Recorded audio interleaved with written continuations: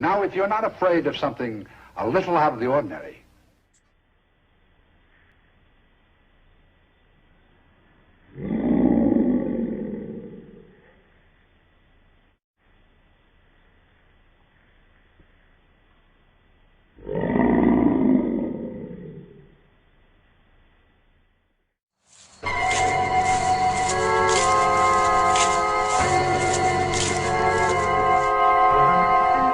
vampires, werewolves, ghouls, ghosts, mummies that come back to life after 3,000 years.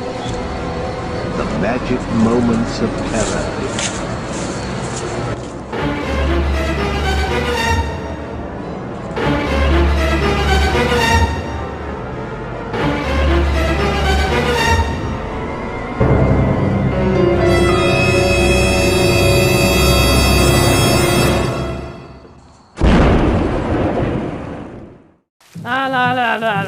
Hey, Sally the Zombie Cheerleader here, and welcome to my Groundhog Day special.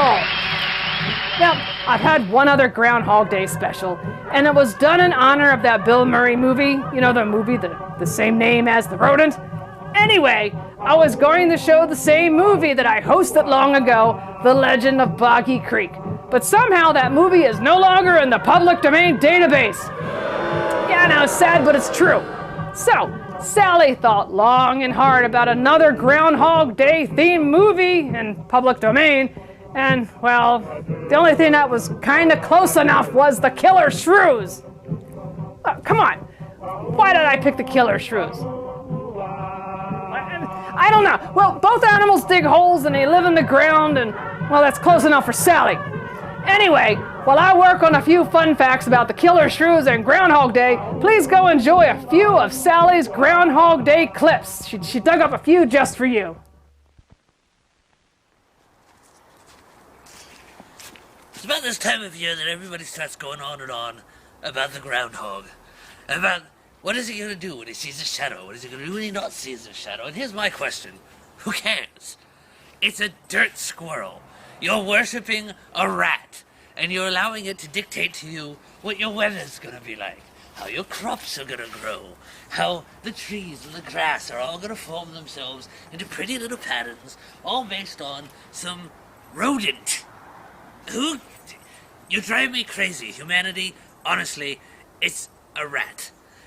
Don't give it any more credit than that, okay? It can't predict the weather. It can't do anything for you, right? Just get out with your lives. Just forget about it. Dumb, stupid, dirt squirrel. Hey, Boris. Do you know that it's getting close to Groundhog's Day? And you know what they say? That's right. Whenever a groundhog sees its shadow, it scares it, and it goes back inside of its hole. And therefore, we're supposed to have so many weeks more of winter. That means that you can watch Monster Movie Night and a lot of the other shows that's on the internet and on television with the horror hosts and horror movies and enjoy the rest of the winter. Wow, wasn't that a blast from the past? Sally nearly forgot about those clips, and it's always nice to see her fellow horror hosts at play. Anyway, Groundhog Day. What's so special about Groundhog Day? Well, on February 2nd, 1887, Groundhog Day, featuring a rodent meteorologist, is celebrated for the first time at Gobbler's Knob in Punxsutawney, Pennsylvania. According to tradition, if a groundhog comes out of its hole on this day and sees its shadow, it gets scared and runs back into its hole, predicting 6 more weeks of winter. No shadows means an early spring. That sounds simple enough. Oh, and did you know that Groundhog Day had its roots in ancient Christian tradition, Candlemas? What's Candlemas? Well, when clergy would bless and distribute candles needed for winter, the candles represented how long and cold the winter would be. Germans expanded on this concept by selecting an animal like the hedgehog as the means of predicting weather. So they went from giving out candles to a hedgehog. So I don't know, it's a German thing. Once they came to America, German settlers in Pennsylvania continued the tradition of the hedgehog thing. Although they switched from hedgehogs to groundhogs, which were plentiful in the Keystone State that goes back to Pennsylvania. All those little buggers, the hedgehogs anyway, are everywhere carrying candles for the Pennsylvania Dutch.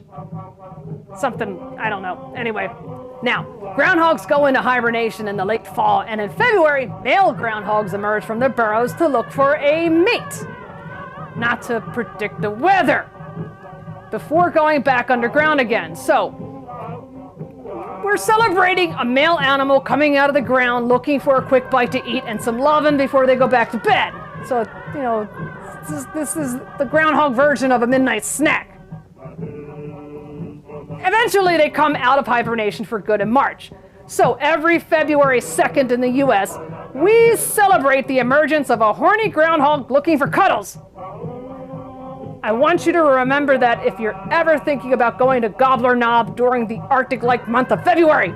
It's way out northwest Pennsylvania, and it's lake effect snow, and it's really cold. Anyway, now, since only the male groundhog wakes up for some lovin', do they just go into the female lair and they, you know, poke them with a stick or wait? Anyway, in 1887, a newspaper editor belonging to a group of groundhog hunters from Patuxentauny, called the Patuxentauny Groundhog Club, declared that Phil, the Patuxentauny groundhog, was America's only true weather forecasting groundhog. And the line of groundhogs that have since been known as Phil might be America's most famous groundhogs. But there are other towns across North America that have adopted their own weather-predicting horny rodents, from Birmingham Bill to Staten Island Chuck, and there's a bunch of other ones. Happy Groundhog Sex Day! I mean, wouldn't that be better to... Anyway, in 1993, the movie Groundhog Day, starring Bill Murray, popularized Groundhog Day to mean something that is repeated over and over and over and over and over and over and over and over and over and what was that? Anyway, today, tens of thousands of people converge on Gobbler's Knob in Patuxentauny each February 2nd to witness Phil's horny prediction. The Patuxentauny Groundhog Club hosts a 3-day celebration featuring entertainment and activities, all for a horny rodent. Hey! Anyway, let's go to the Killer Shrews. This is a 1959 science fiction film directed by Ray Kellogg and is considered a cult classic. Stop that! I don't want to hear that. Bad, no! First in Alaska, and then invading steadily southward, there were reports of a new species, the giant killer shrew.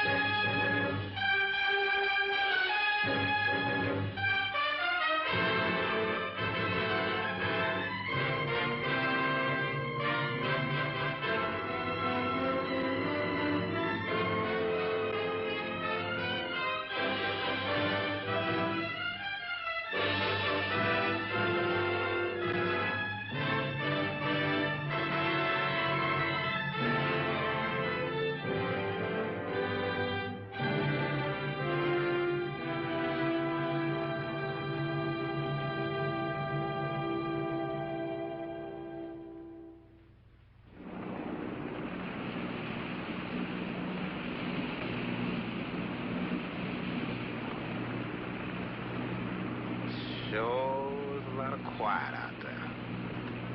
Almost smell it, can't you? No, but I can feel it.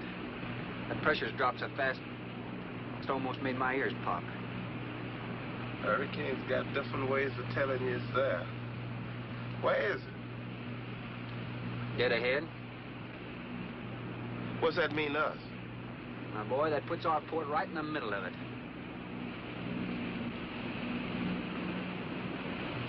There's a cove on the lee side, though. We'll snuggle up close to the bluff and ride it out. What about the bottom? Well, the chart shows it's good holding ground. It's clay. You know something? If this thing had an automatic pilot, I wouldn't have to put up with you. Then you wouldn't have nobody to chew out. We should be there in a couple of hours. These mills of yours keep running. Look, automatic pilots can't play Dixieland jazz on them engines like I can.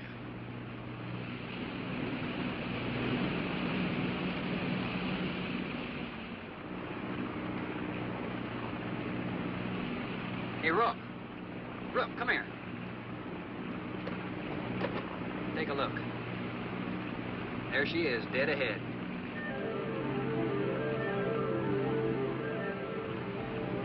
Man, that sure do look good. A man named Craigus owns this island, doesn't he? That's the name on the crate, Dr. Milo Craigus. We'll unload tomorrow. I don't want this craft sitting high in that water when that blow hits. You gonna ride stern, too, with a lot of water under? That's right. That sea won't make up in that cove. That wind will have her whipping around like a kite. Slip forward and break out the heavy weather hook. Shackle it, make sure it's free to run. I'm out, Shackle. Good.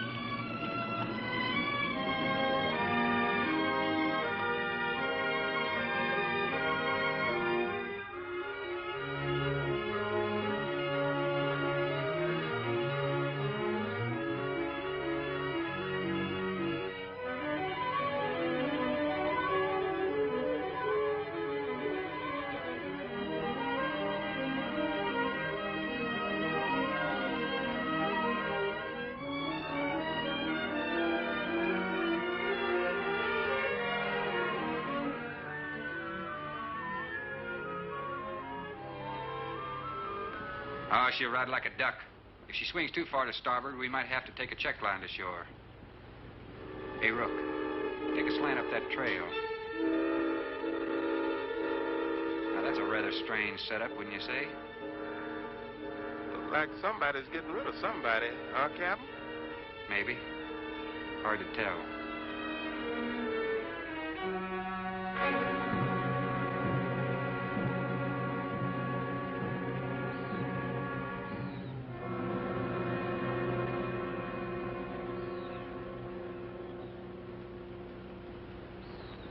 I'm Dr. Craigus. Thorne Sherman.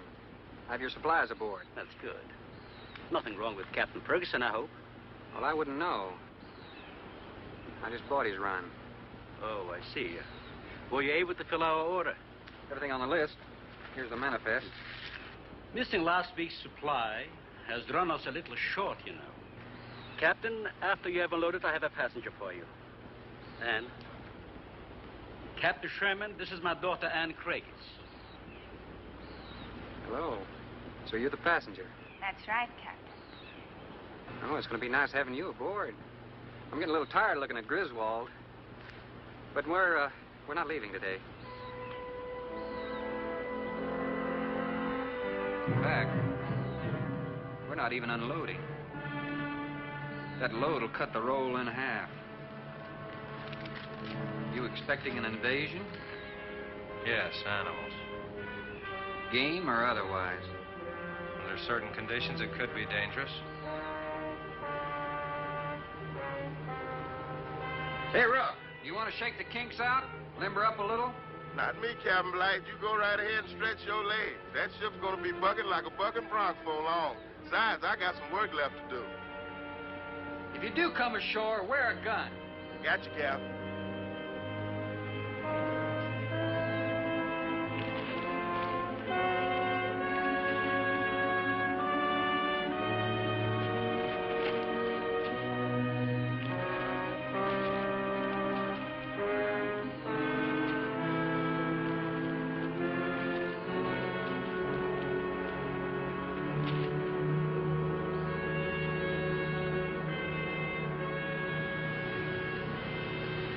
When I told you about the hurricane, you act like you didn't know anything about it.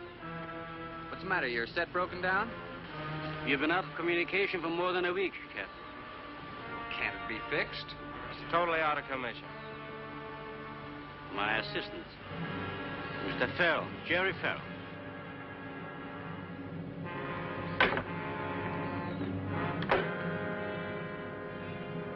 Father, perhaps the captain would enjoy a drink. Well, of course. Will you join us in a cocktail? Well, I've never been known to turn down a drink yet. I'll be glad to accept. Fine. In that case, we'll have martinis. Mario? Si, senor. Mix them, please. Right this way, Captain. Come in.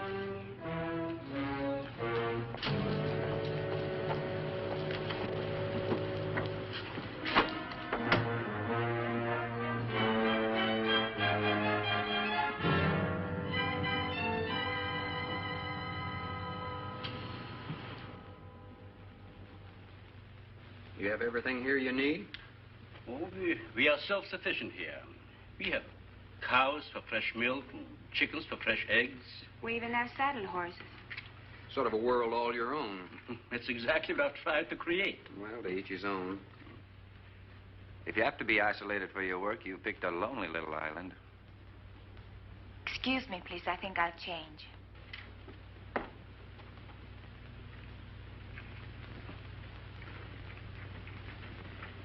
Well, she's a little worried because you aren't leaving until tomorrow.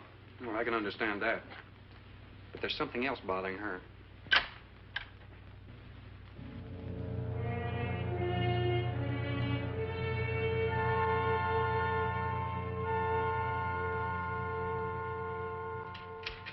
Radford? Radford? Radford, would you please step over here? I'd like you to meet someone. Just a second, Doctor. That could go on for hours. Dr. Baines. There's no need to shout, Doctor. I'm right here. I'd like you to meet Captain Thorne Sherman. This is my other assistant, Radford Baines. How do you do? 2 new litters since lunch, Doctor. Both support GT116. That's good, but, We can breed them to the 205 group in about 3 weeks. But I'd prefer to wait and expose about half of them to the Hoskins factor first. If you agree. Good idea. Do you know there's a hurricane coming? Hurricane? Well, I don't suppose there's much we can do about that. Glad to meet you. Sherman, wasn't it?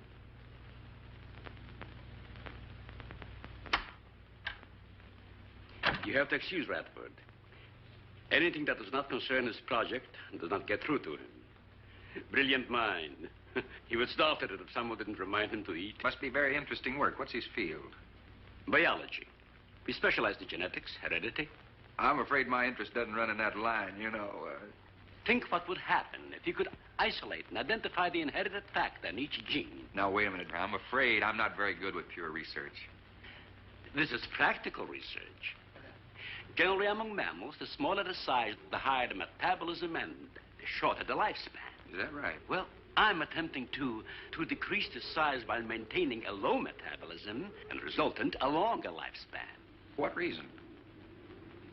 Overpopulation. Not a problem now, but it will be in time. If we were half as big as we are now, we could live twice as long on our natural resources. Father, may I speak with you a moment? Will you please excuse us, Captain? Well, providing you drop the captain, I prefer Thorne. No. Well.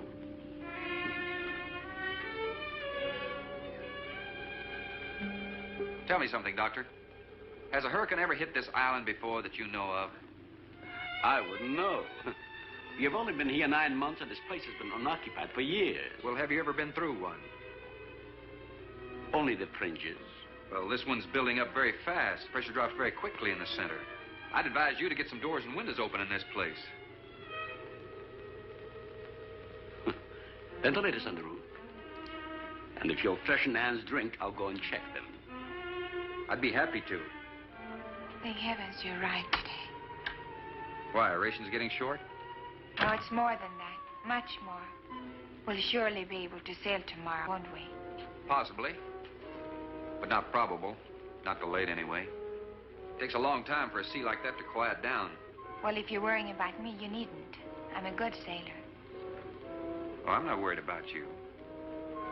We'll sail when the time's right. I got them opened, all right. Well, Captain, let me freshen you a drink. One for the road. Not trying to rush you, but it will be dark soon. I've invited Thorne for dinner, Father. Oh, I see. If you're not worried about your ship, you're welcome. I'll take a rain check on that dinner. If you wish. Father, I've asked Thorne to stay. Progress, Doctor. This is the sole survivor of Group 30. 28 months old today. Well, that's equivalent to 140 years to us. That's right, yet it still maintains low metabolism without any sluggishness. It's not the breakthrough, but it certainly sets our course. Radford, suspend series 52 through 96, and we'll concentrate on the rest. What is that? It's a Sorex cericidae. Looks like a small rat. Smells like a skunk. They have musk glands in their knees. And these little fellows are our subjects. They have a birth cycle of 10 to 14 days. And using them, we can establish traits. We can trace the progressions through a number of generations over a short period of time. Well, how big do they get?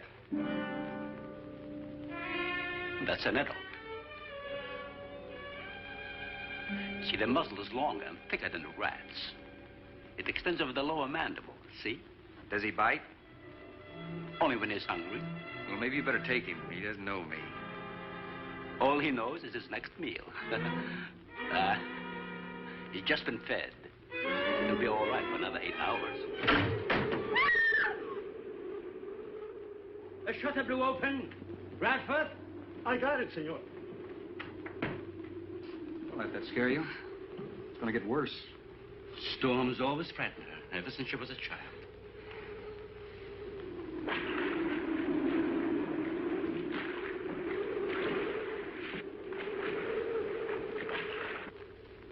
They're not climbers.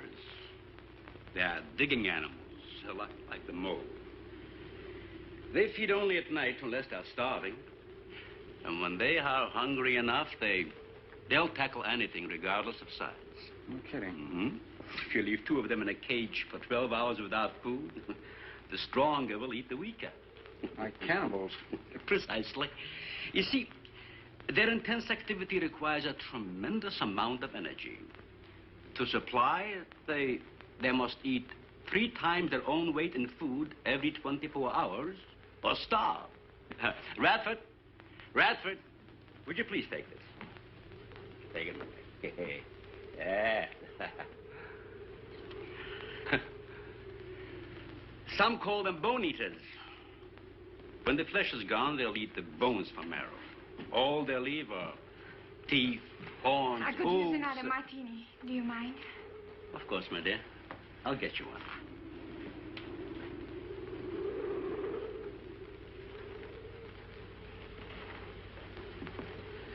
There you are. Mario! Aquí, por favor. Mario will show to the bath and he'll freshen up a bit. Here be el señor al baño. Sí, señor. Sígame, por favor. Excuse me.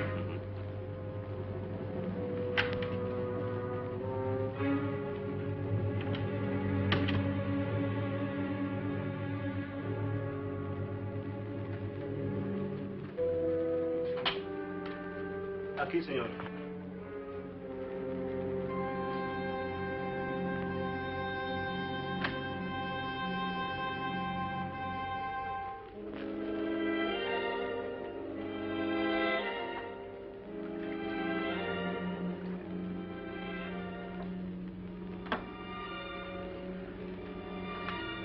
You got a problem, too? ¿Qué pasó? Nada. Nothing, señor. But you will leave on the ship tomorrow. Well, I think that all depends on the wind and the sea, don't you? Sí. Sí, señor. I don't know. You may joking. I feel the point. I think. Well, I'm glad to hear that. Now, if anybody else is concerned about my sailing tomorrow, why, you see, they feel the point, too, huh? I don't like to repeat myself. Okay, senor.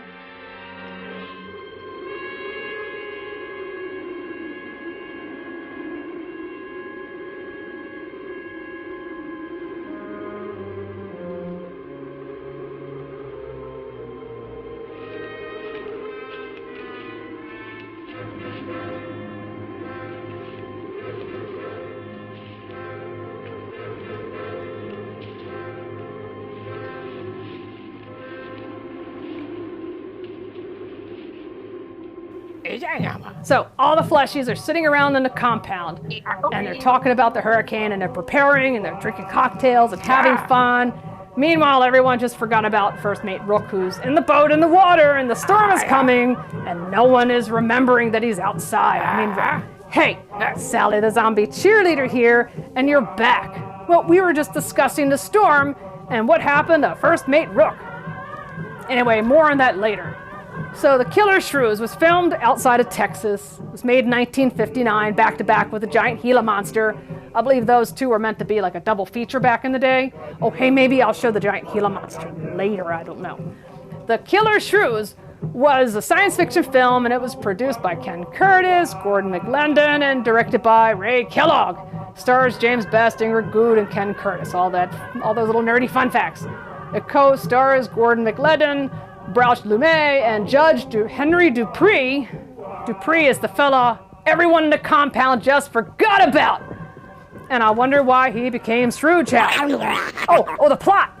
Captain Thorne Sherman lands his ship on an isolated island to make a delivery, only to find a mad doctor, there's always a mad scientist, Marlo Craigus, is experimenting on shrews and trying to shrink them for the sake of humanity. Well, the opposite happens. The shrews become enormous and hungry for human flesh. Hey, anyway, leaving everyone on the island in peril, including the doctor's pretty daughter, Anne, and her drunken fiancé, Jerry. Thorne then tries to organize an escape plan. That sounds pretty good to me. Anyway, hey, maybe if the doctor would have taken the shrink ray and there's always a switch on the shrink ray. There's a big and there's a little. So maybe he should switch it down over to the little and go find the shrews. Anyway, so the storm is coming, the shrews are hungry, the captain is getting cozy with Anne and the new gang, and poor old Rook is stuck outside to fend for himself. Well, let's go back to the film. I mean, look, I'm a zombie, and even I feel bad for First Mate Rook. I know, but I'm not saying that you created them, Jerry. I am saying that because of your drunken stupidity in leaving the cage door open, you created the horrible situation that now exists. Look, Ann, this is a mistake any one of us might have made. And I'm getting a little sick of being called an irresponsible drunk. Now, believe me, I am.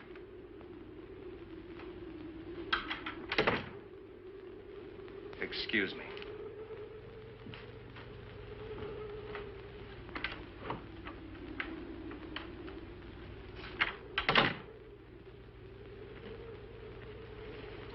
Care for a cigarette? And thank heavens you arrived today. You said that before. What's the strain? That don't make sense. Please excuse me. But it seems like everything is coming to a head at once. Oh? I want to leave, but I want my father to go with me. Well, then, why doesn't he? We've discussed it many times, but he's adamant. I'm sure Jerry has a lot to do with this decision.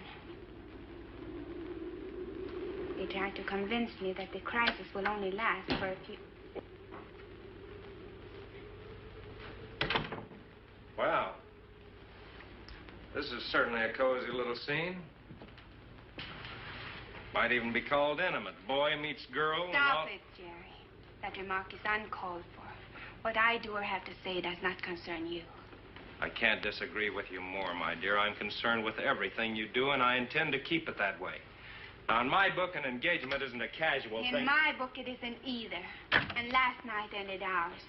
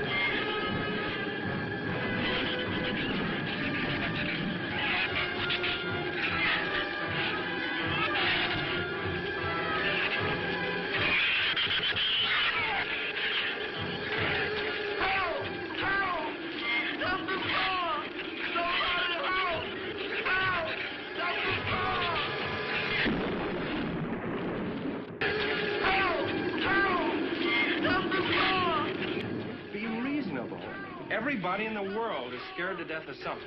That's evident. When they came at us last night, you knocked me down getting inside the fence. It's just that I can't stand them. And I've discovered something I can't stand. All right. But I advise you not to mention it to anyone. I'm going to complete these experiments with your father regardless of anything. Do you understand that? Nobody is going to take this chance away from me.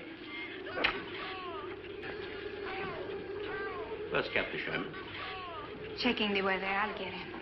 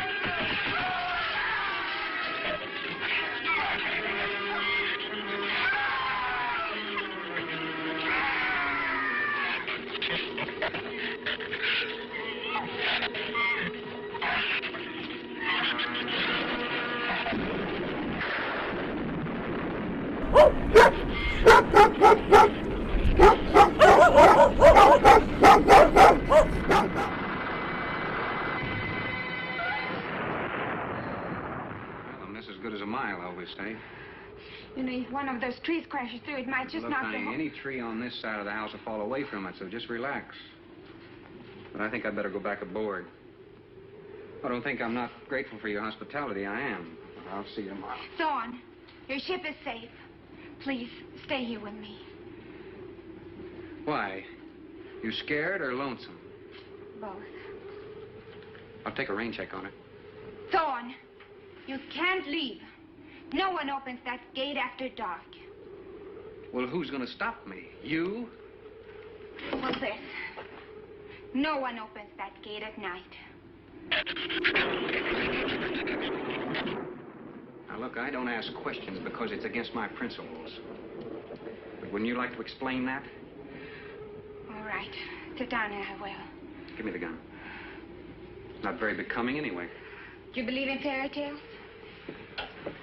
Well, I'm a little old for that sort of thing, but what'd you have in mind? Well, I'll tell you about one. A true fairy tale. And you're right in the middle of it. Oh? Have you ever heard of a shrew? As in taming No, of the animal. Radford called them Sorixoricidae when he showed you one. Oh, then shrew must be the common name for those cute little animals. Cute. That's the last word you can use to describe those little monsters. They're the most horrible animals on the face of the earth. As Father told you, they breed within 3 weeks after birth. Their lifespan is around 1 year. I know what your father told me, but what's that got to do with me opening that gate? There are 200 or 300 giant shrews out there. Monsters weighing between 50 and 100 pounds. 50 to 100. Wait a minute, you must be kidding. I'm definitely not kidding. That's as big as a full-grown wolf. And what's more, they are beginning to starve. No wonder you didn't want me to go out there. Thanks for saving my skin. Well, I'm sorry I had to threaten you with a gun. But I didn't know how else to stop you. Oh, it was very effective. But all you had to do was tell me about them. Well, I hoped I wouldn't have to. But you changed everything when you started to leave. And I had to stop you some way. You say there's 200 or 300 out there? Ann.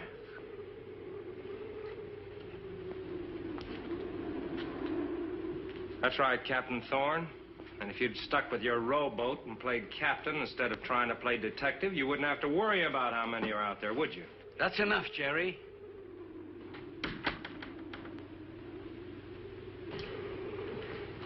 What's wrong, Ann? Well, Thorne decided to leave. To dissuade him, I started to tell him about the shoes. You might as well know the whole story as half of it.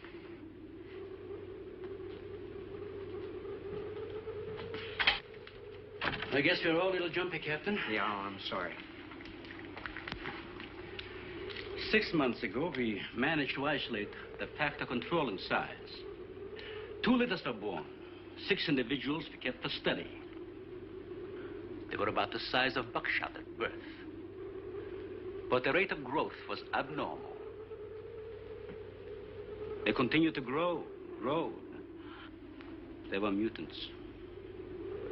But they inherited all the negative characteristics of their breed. Somehow they managed to escape.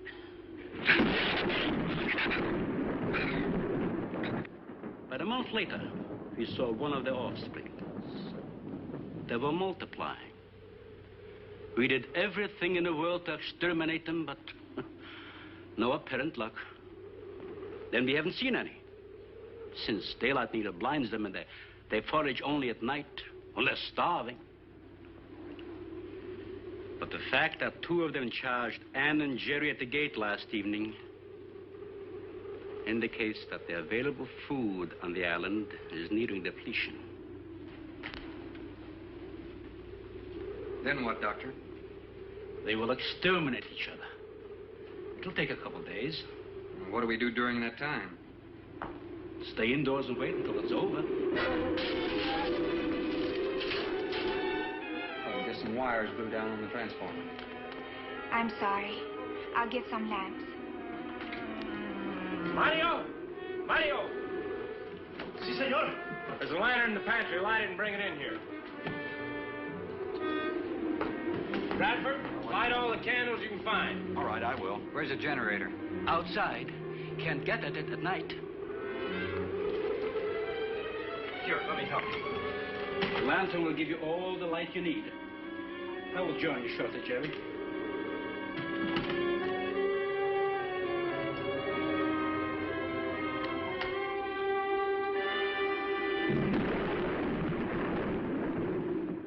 Well, Jerry, I felt she was sincere and made sense from her standpoint. Wanting her father to leave the island with her makes sense? It'd be much better for the project if I went with her for a few days. As a matter of fact, I think I'll talk to the doctor about that. That might be the answer. And another thing, I don't take much to this Thorne Sherman. He looks to me like the type that'd try anything. That left-handed dinner invitation. That was just to keep me here till after dark, wasn't it?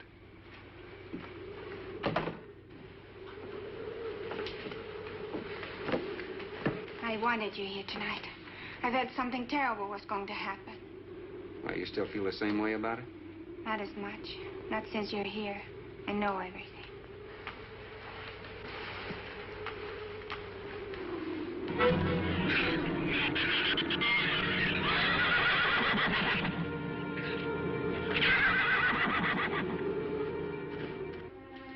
I love an open fire, don't you? Mm-hmm. The wind has a lonesome sound, doesn't it? Sure does. Like in Sweden, we don't have a wind this strong. You're a strange man, Thorne. I never met anyone like you. Oh? You seem so disinterested in everything. Aren't you the least bit curious? Don't you wonder about the unusual things around here? The guns, the fence, the shuttered windows, my accent, anything? I'll tell you something. I'm only interested in anything that concerns me. Then I do something about it. You're going to sail with me tomorrow, whether your father intends to or not.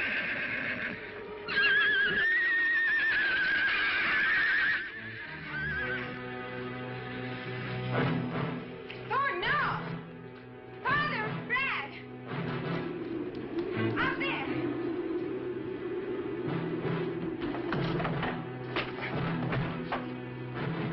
I don't think he was going out, Jerry. I couldn't take a chance. He's fool enough to. Don't be stupid.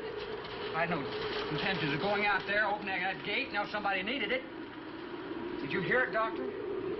Sounded like a human voice. I was thinking a rook. It was the livestock.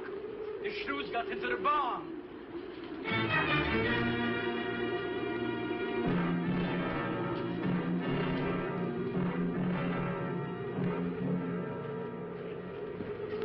What was it, Father? It was the livestock.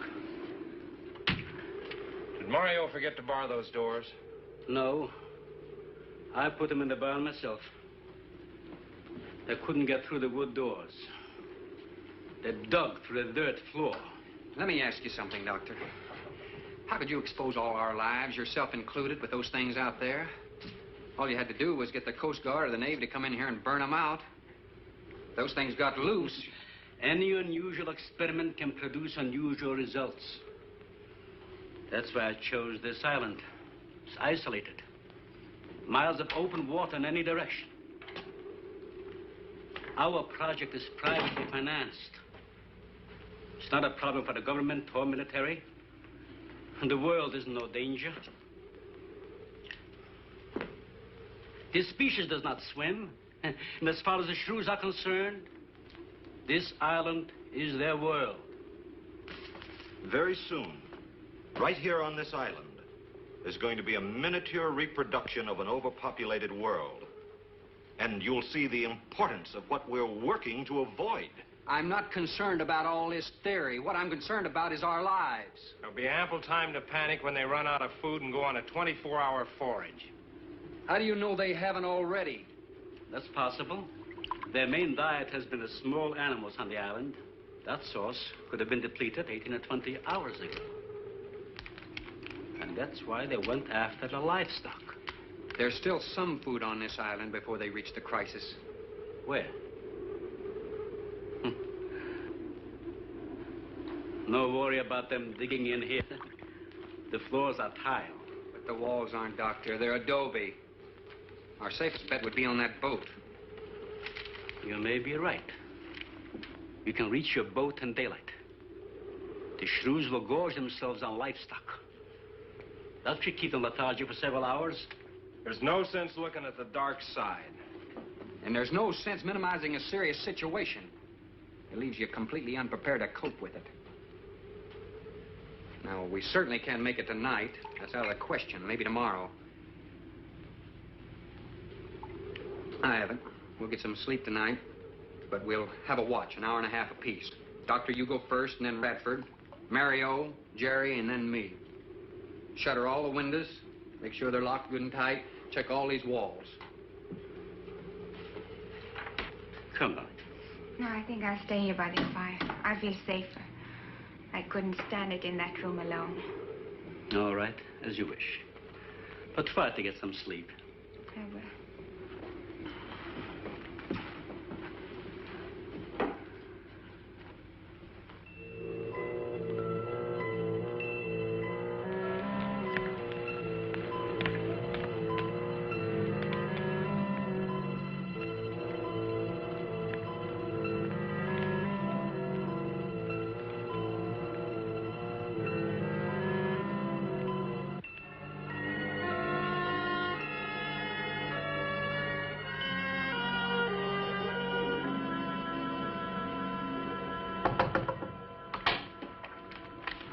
Senor Farel, here is Mario.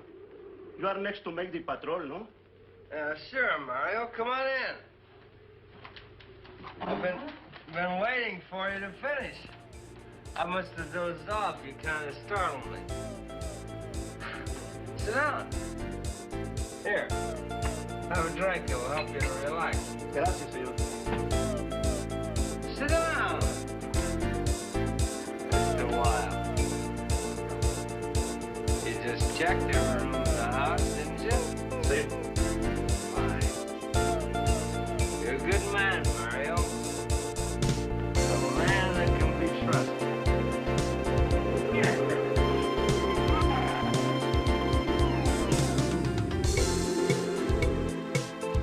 You know what I've been thinking about, Mario? Dan and that captain. You and me. Imagine our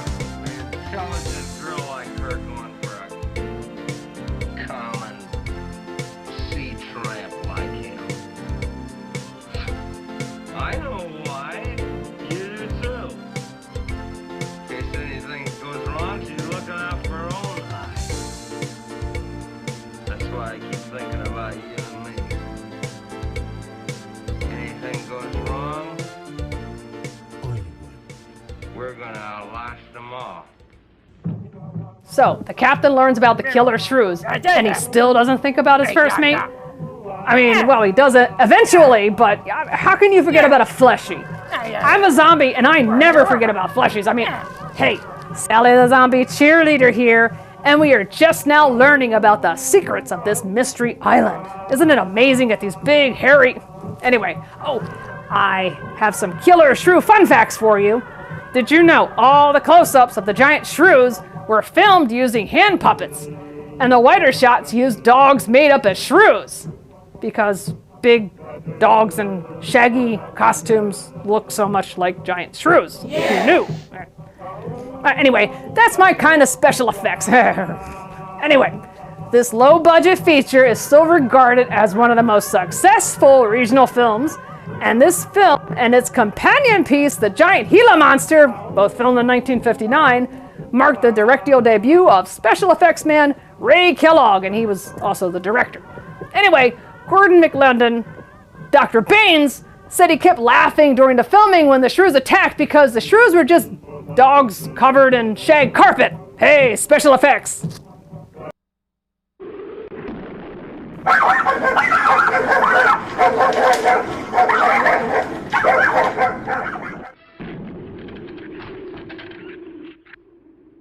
I'm going to trust you to take my turn at patrolling the house.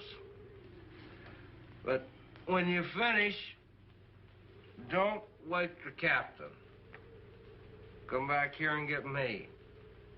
See, I'll probably feel good enough by then to take his turn. Okay, Mario? Sí. Okay.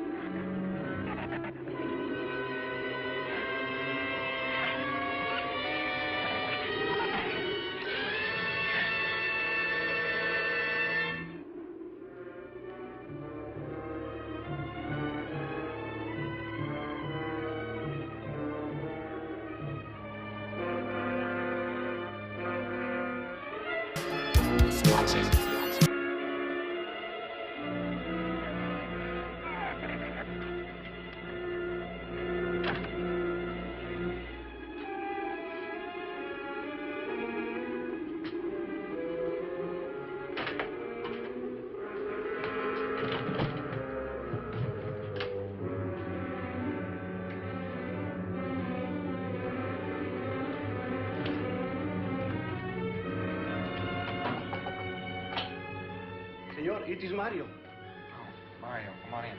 What is it? There is a big raton en la bodega. A shrew in the cellar? See, I hear him singing down there. Well, how did he get in? The storm broke out the kitchen window, but I closed it off. He went down there. Why should he go down there? The food for the little ratones. I put it out to defrost. They love it. Well, did you tell Jerry? No, senor. Here is your turn next. Here is una luz. We kill him, no? Yeah.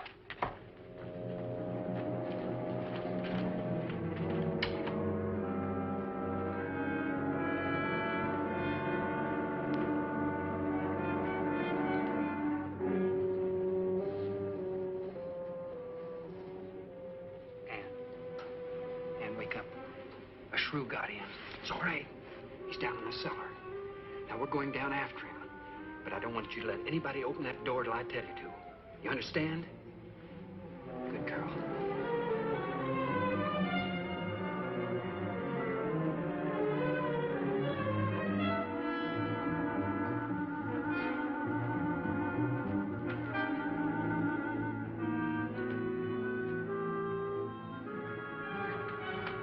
Okay.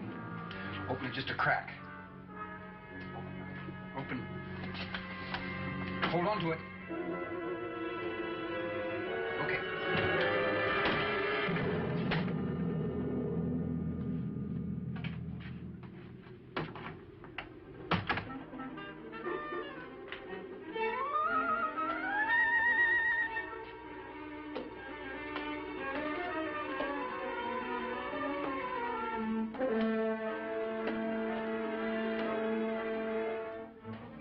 You take that side.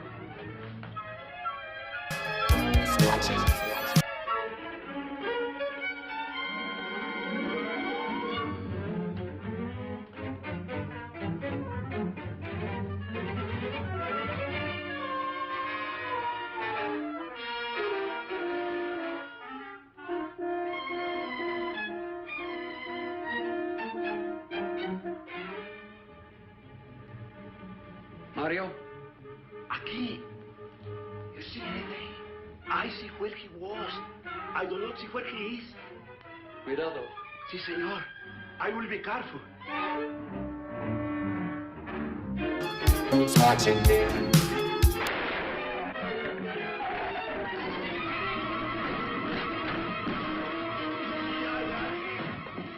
And he also can be seen.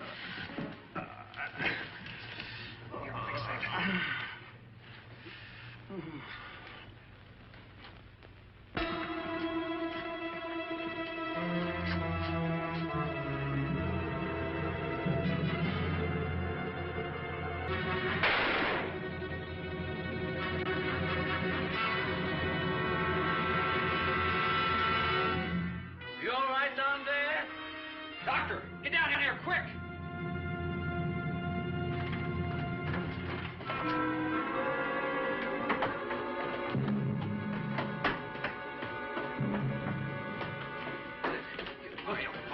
Mario?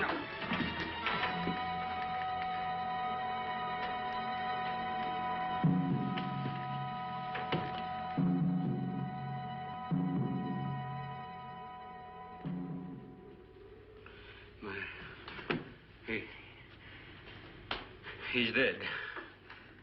Dead.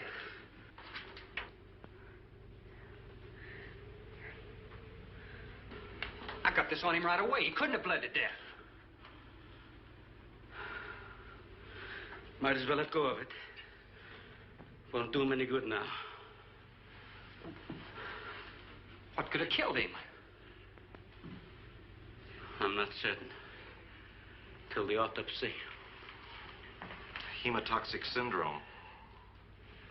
I'm afraid so. We'll know after pathology. Doctor, that's not the same animal you showed me. That's a monster. As I said, they are mutants. In controlling the size factor, we seem to have crossed some of the other characteristics. Well, you certainly did a good job of it. I've known that for some time, Captain.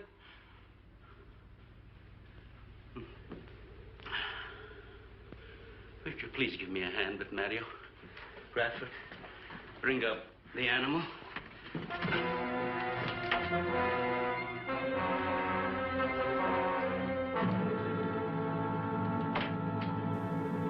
Yeah, I know groundhogs and shrews, it's not quite the same, but they're both mammals. Look, the fleshies think it's okay. They're not complaining. Hey, Sally the zombie cheerleader here.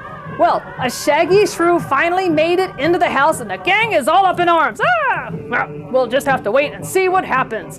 But right now it's time for a few Groundhog Day facts. Oh my. Did you know Patuxentani Phil is just a nickname? Well, Patuxentani Phil has a ridiculously long official name. His full moniker is Patuxentani Phil, Seer of Seers, Sage of Sages, Procrastinator of Procrastinators, and Weather Prophet Extraordinary. Who'd have thunk it? Well, they forgot to insert the word horny, and they would have the perfect title, because remember, groundhogs wake up in February to go look for some lovin' and not to predict the weather. Anyway, the original Groundhog Day involved eating groundhogs. That's right, your favorite roadkill was a main course for the folks that went to Gobbler's Knob. So, after sightseers celebrated Patuxentani Phil's weather predictions in 1886, they all headed over to Gobbler's Knob to feast on various groundhog dishes and equally delicious sounding groundhog punch. And Groundhog Day, the movie, put Patuxentani Phil on the map. After the release of the 1993 film starring Bill Murray, attendance to the big event in Patuxentani exploded, drawing crowds of up to 30,000 people from around the world going to see a horny male rodent looking for love and not really predicting the weather. Anyway, did you know that flipping a coin is more accurate than watching Phil seek his shadow when he's really not looking for a shadow? Anyway, the National Climate Data Center compared U.S. national temperatures from 1988 to 2012 to determine the accuracy of Phil's prediction. And he's only been proven correct 39% of the time. Who knew? Well, so I think it would be more accurate to go flip a coin next time you want to know the weather and leave those poor horny groundhogs alone. You might have a better chance of knowing if winter and spring is doing its thing. Anyway, it's weather. You can't predict it. Look, I got yelled at chasing or hugging fleshies, yet it's okay for fleshies to go bug a groundhog when he's in search of love. Yeah, let's get back to the film.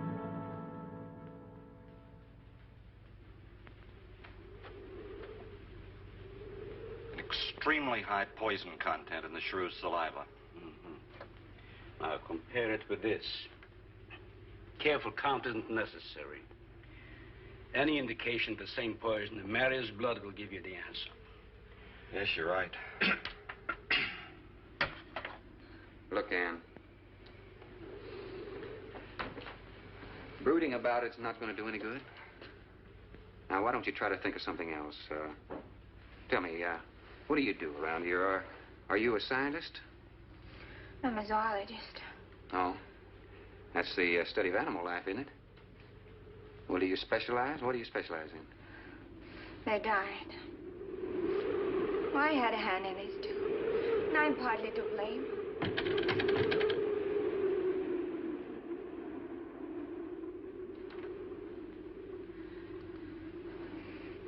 But this ends it. If we ever get off this island, I'll never have anything to do with it again. What will you do? Live normally, like normal women do. I mean, you see, it seemed a little dull after the life I've been living. But rather dull and alive than excited and... I'll take a dull, alive woman every time.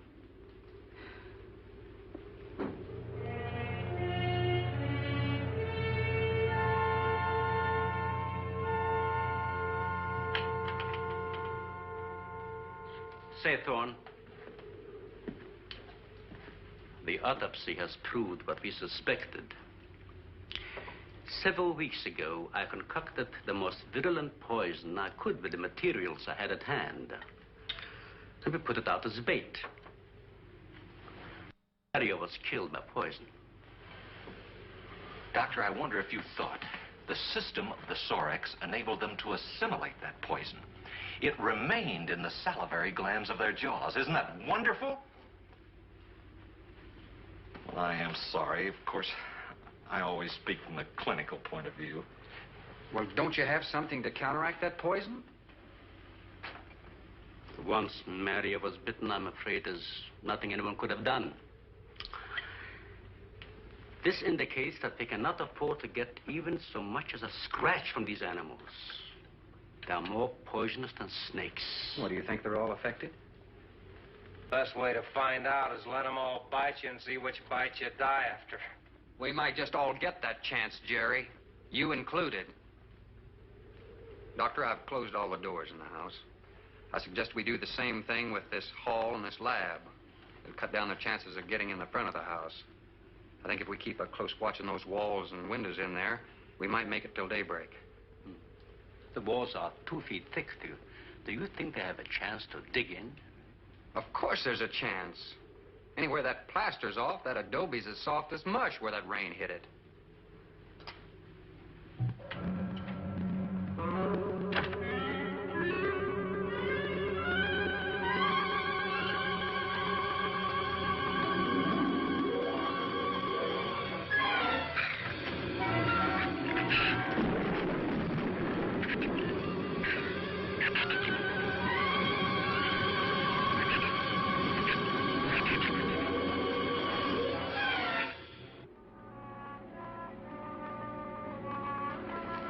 Not a bad idea. But here's another possibility, Doctor. It's very light out. It's going to be daylight soon. We'll take the shrew that killed Mario and throw it over the fence and use it for bait. If they show up for it, of course, they'll run for the boats out. But if they don't, then I'll go down and have Rook lay to with a lighter. Then I'll return to the bend and the trail and give you the all-clear signal. Sounds fine, Captain. Good. Then you explain it to the rest. Yes, I will.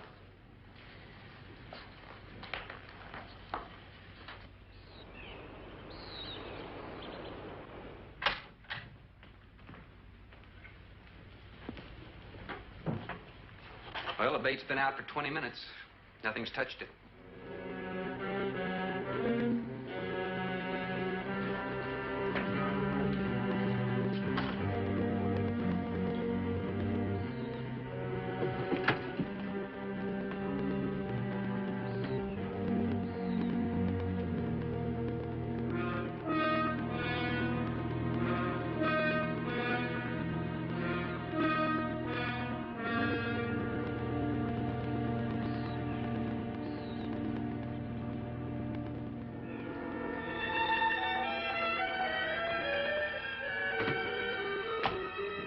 Even the wind has gone down. Isn't that wonderful? I'm afraid it's not over, my dear. It's just a lull. There'll be a lot more. He's right. I'll be back at the bend shortly. Now, you watch for my signal. Huh? You can't go alone. I'll go with him. Not you, Father. You haven't even fired a gun. Take Red or Jerry. Sure, I'll go. Then you'll be sure of getting the signal.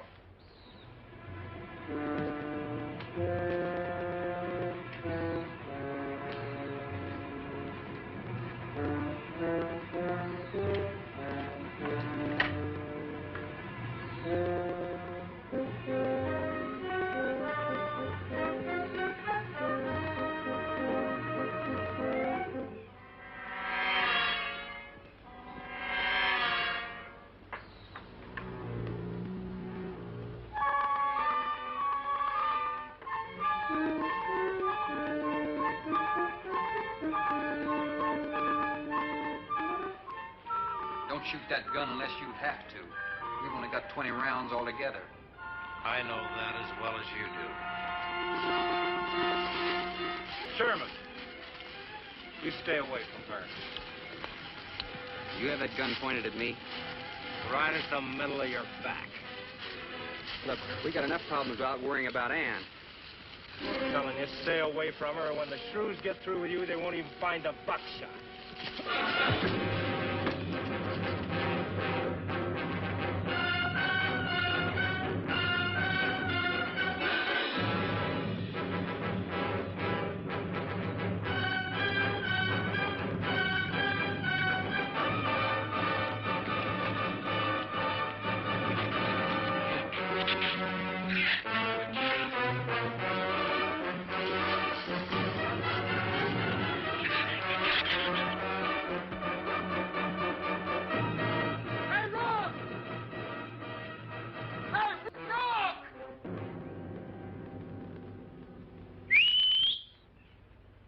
Where's the skiff? I'll follow that check line. I gotta find him. Since last night, you won't find much of him. Would you shut up? I'm not going back. You're what? I'm staying here. All right. You suit yourself, but if I were you, I'd swim out to that boat. Can't swim. Then stay here. Wait a minute. You gotta give me a gun. Give you a gun? Sherman, wait!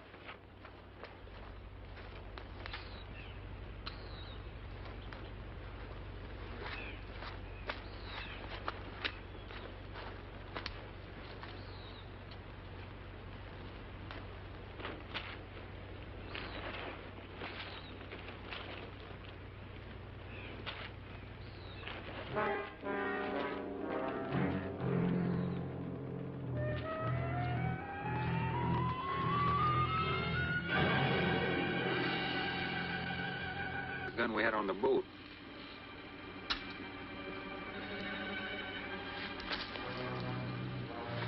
They don't leave much, do they? Sherman, we gotta make a deal for it. What is it? Shh. They've been trailing us on both sides. Where? I didn't see anything. Look, Sherman, you gotta give me a gun. All right. Whatever you do, don't you run. And you stay in front of me, because I don't trust you.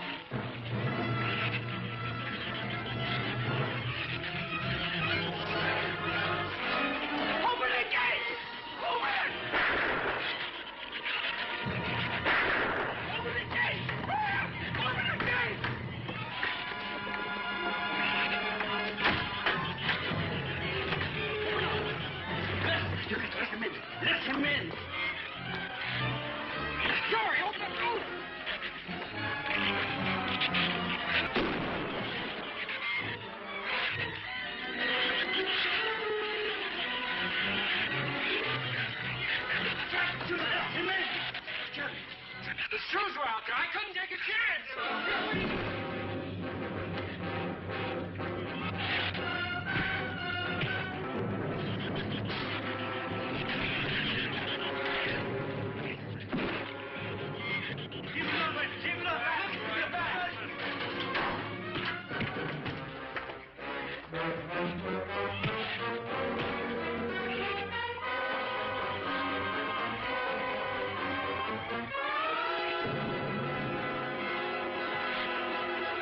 For heaven's sakes, Doctor, stop them!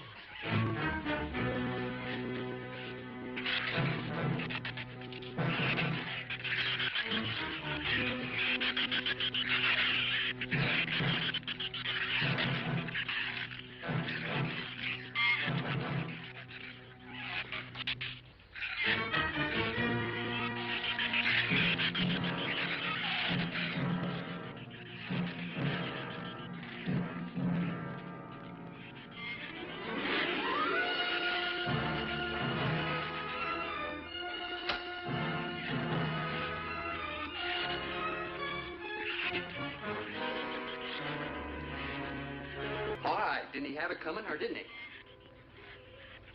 What happened out there? Oh, nothing much. Jerry just tried to kill me twice in the last 5 minutes. Brooke came ashore last night. He's dead.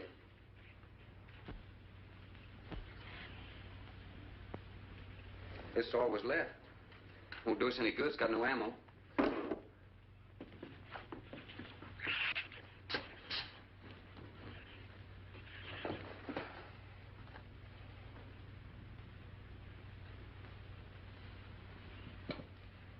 I'm deeply sorry, Captain. I wish I'd followed your orders. Look, Doctor, you casually mentioned animals. You didn't explain to us what we were facing out there. You have every right to feel the way you do. My mistake was only mine. It was one of judgment. I didn't know about the hurricane. I didn't anticipate the effect it would have on the Shrews. I thought the house would be safe through the crisis. How could you expose your own daughter? How could you expose Anne to that? She was going to leave last week, but the boat didn't come. I need a drink.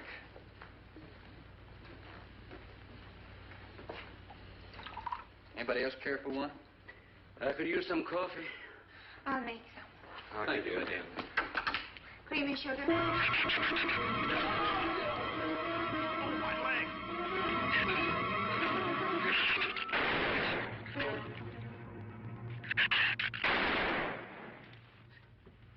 Slam the door! You all right, Doctor? He just ripped my trousers, that's all. Are you sure that's all? I'm completely aware of it, Doctor.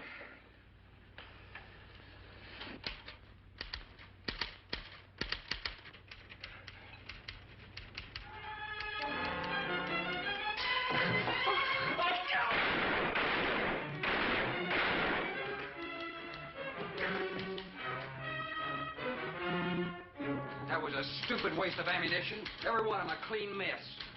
There's still 4 of them in there. How did they get in? Through that kitchen window. That rope must be rotten. It got him!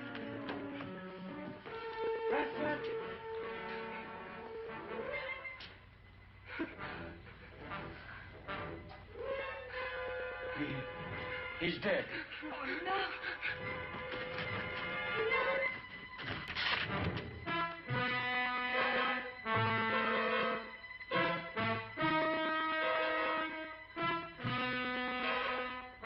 He recorded every symptom and reaction, right up to the moment of his death.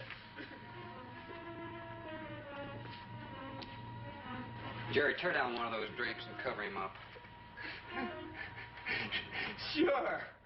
Sure. Craigus will cover Ann, and I'll cover him. You'll cover me, but who'll cover you? Shut up!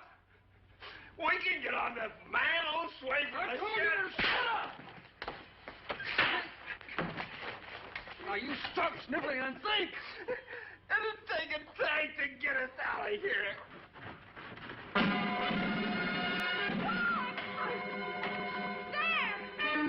little pigs.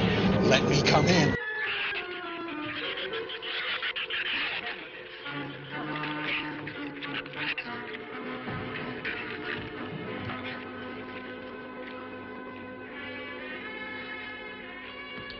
It won't take them long to dig around this. You're right. No telling where else they're digging, too. Not by the hair on your chinny chin chin.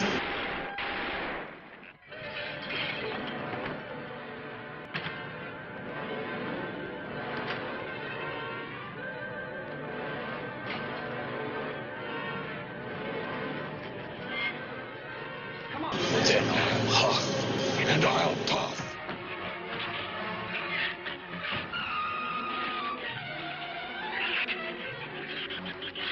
Here's Johnny. There's not enough stuff here to barricade those walls. I'll tell you, we'll pile some of those crates up over there. That roof's our last chance. Here, help me, Doctor. Find something light. All right.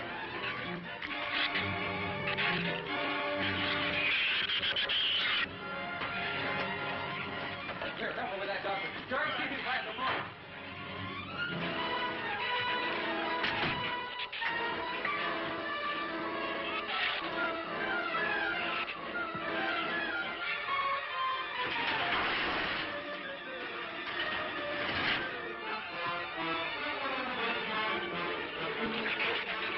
Doctor, yes. Use these chemical drums as tanks. Individual tanks. Here, I'll show you. All right. Stand down here. Yeah. Look down now, all right? Slow. All right. All right? Yeah. Hey, are there any more around here? Only that one over there. All right.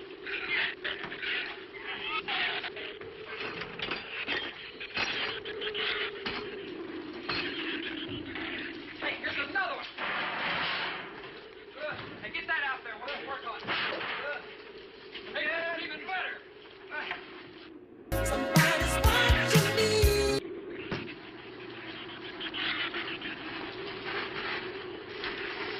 Give me a little more slack. Get some rope and put it on that latch so we can reach from the ground.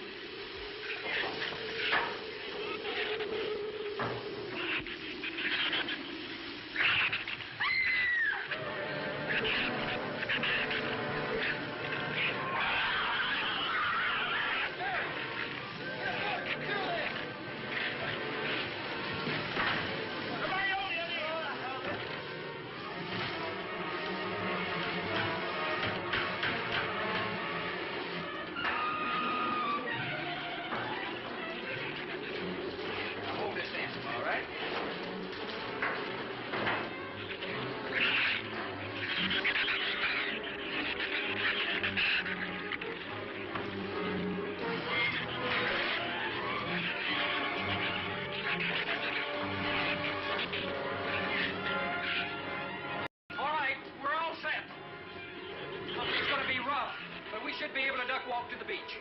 Where's Jerry? There's a lot of them out there. I can see them. I'm not going. Look! Come down here. That wind will blow you right off that roof. I told you I'm not going. I'm staying here.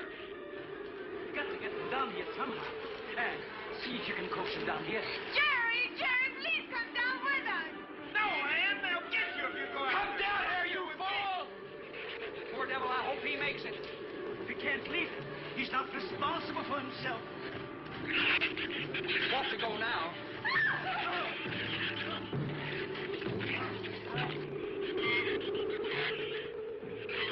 All right, Doctor. All right.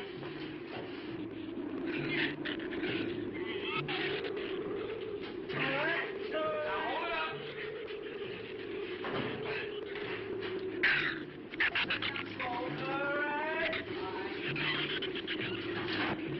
Everybody ready?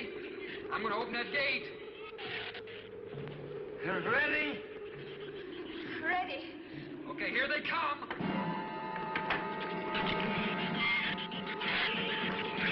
Hold on! Hold on!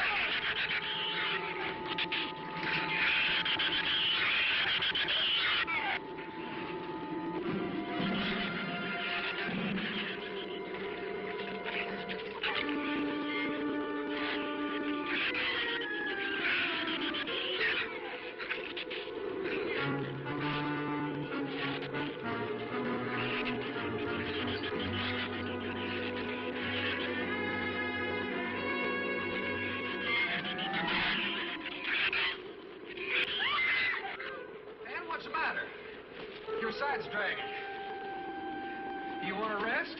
You tired? What'd you say? She says she's all right. She's keeping her eyes closed. All right. Keep your eyes closed. They can't get at you through the slit.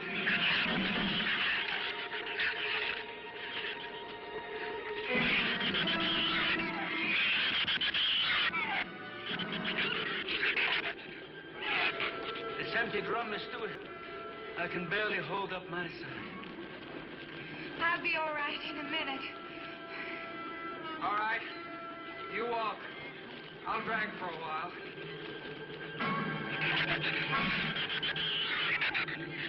Listen, don't let their head get under.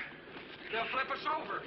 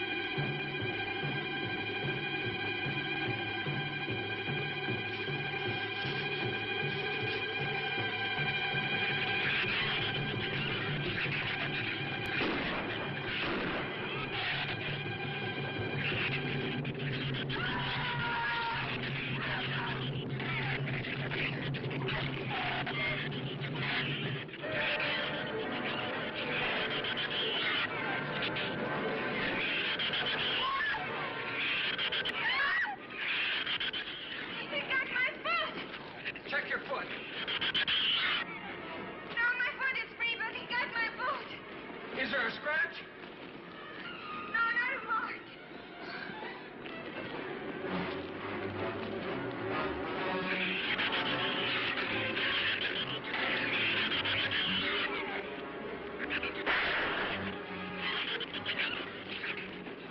Keep moving. Let's go! Let's go!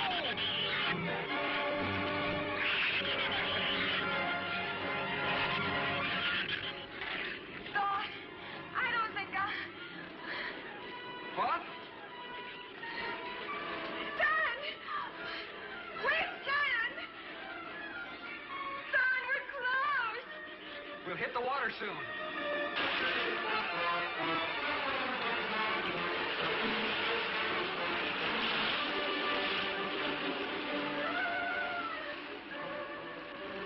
It doesn't sound like they're following us anymore.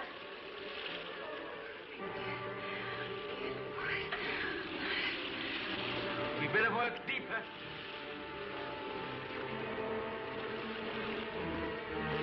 I'm about drowned out. Okay, let's swim for it. Okay.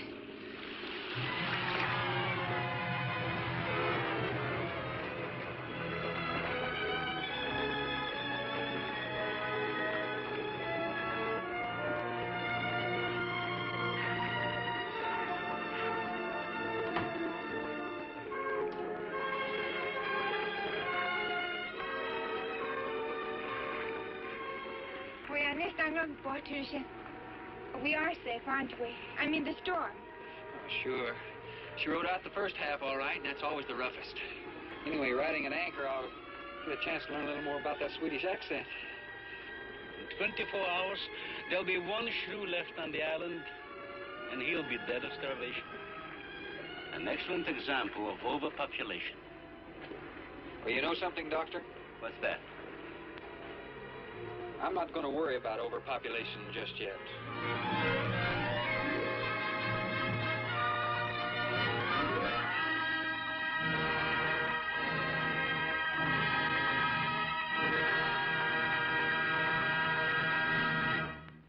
So, how is it that shaggy shrews could dig and chew their way through a wall made of cement and bricks and all this other stuff, but yet they couldn't figure out how to chew through doors and wooden fences? I mean, wouldn't you think with the big fangs that they... Oh, the holes were staged for them already? But, hey, Sally the Zombie Cheerleader here. And I hope you enjoyed Sally's presentation of the Killer Shrews. Wow. Hey, those furry little critters bit poisoned and chewed their way into my black little zombie heart. And I can always appreciate a good terrified and running fleshy. Anyway, and how about the duck-walking chemical X-tankers?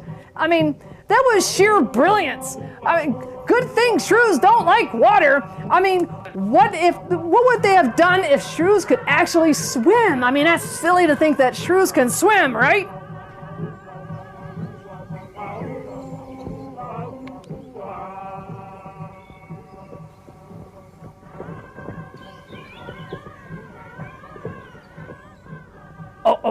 Okay, look, we're just going to ignore that last clip. That's one of those fake news film things. Anyway, the last 3 fleshies made it back to the boat just in time for the second half of the hurricane. And I'm sure they survived the rest of the storm just fine on that rinky-dinky little boat. But what do I know? I'm just a zombie. Anyway, this is Sally the Zombie Cheerleader saying Happy Groundhog Day and bye!